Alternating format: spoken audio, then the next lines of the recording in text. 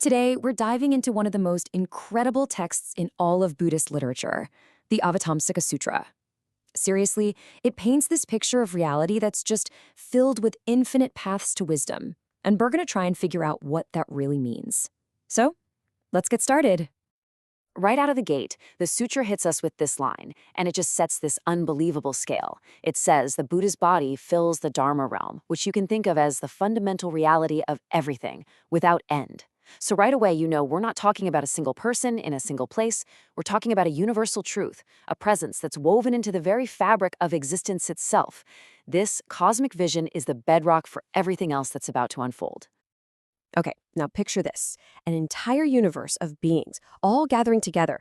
The text calls it an ocean-like assembly. And these aren't just random people. We're talking about beings from countless different worlds who have purified their minds. They've, as the sutra says, cleared away the heavy mountains of obstacles so they can finally see reality for what it is. So who exactly are all these beings in this massive ocean-like assembly? Well, the sutra introduces them group by group, and as they appear, each one gets to share the specific personal insight that brought them to this enlightened state. Let's listen in on some of these voices from the heavens. First up, we meet a group of celestial rulers called the Great Freedom Heavenly Kings. These are powerful beings, okay? They govern huge domains of existence. But what's really fascinating isn't their power, it's the totally unique and specific way each one of them found their wisdom. And right here, we start to see this really cool pattern emerge. You can even see it in their names. The wonderful Flame Ocean King found liberation in the quiet vastness, the stillness of the cosmos. The Immovable Light King, though, he found it through action, by giving limitless peace to others.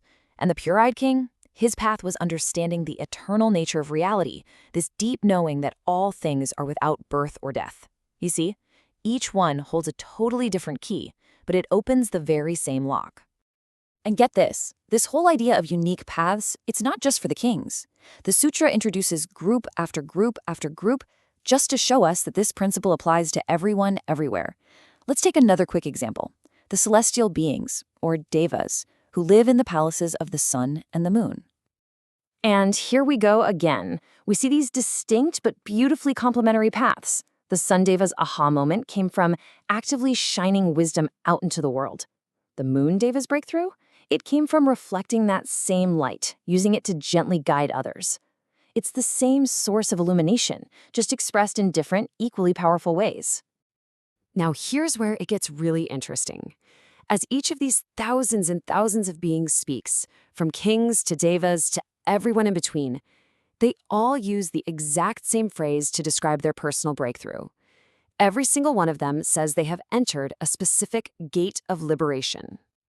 This is the absolute heart of the sutra's opening message. What in the world are they talking about? Is it a set of rules you have to learn, a doctrine you have to memorize? Let's break it down. Okay, so this is absolutely crucial. A gate of liberation is not a teaching you read in a book. It's that specific insight, that personal aha moment that suddenly becomes a portal, a direct doorway to seeing universal truth. In Mahayana Buddhism, this is related to a really important idea called upaya, or skillful means. It basically says the path to truth isn't one size fits all. It's perfectly, uniquely tailored to you. It's your door. And this just blows the whole thing wide open. If every single being has their own unique gate, their own personal doorway, what does that say about the nature of truth itself? Think about it. On one hand, you have a path of deep, silent contemplation, finding truth in total stillness. And on the other, you've got a path of dynamic, compassionate action, finding truth by engaging with the world. The sutra's big, beautiful message is that these are not opposites. They're not in conflict. They are equally valid gates to the exact same reality. This brings us to this absolutely beautiful way of thinking about it. Imagine ultimate truth is like a giant, flawless diamond. Each being is just looking at a different facet of that same diamond. One sees the reflection of stillness, another sees the brilliant light of compassion, a third sees the clarity of timeless wisdom. They're all looking at the same gem just from their unique angle. And all those different views come together to create one single cosmic symphony of understanding. And the scale of this symphony, it's just mind-boggling. The sutra doesn't talk in years or centuries. It uses phrases like countless oceans of eons. It's not about one planet, it's about oceans of worlds. This language is there for a reason.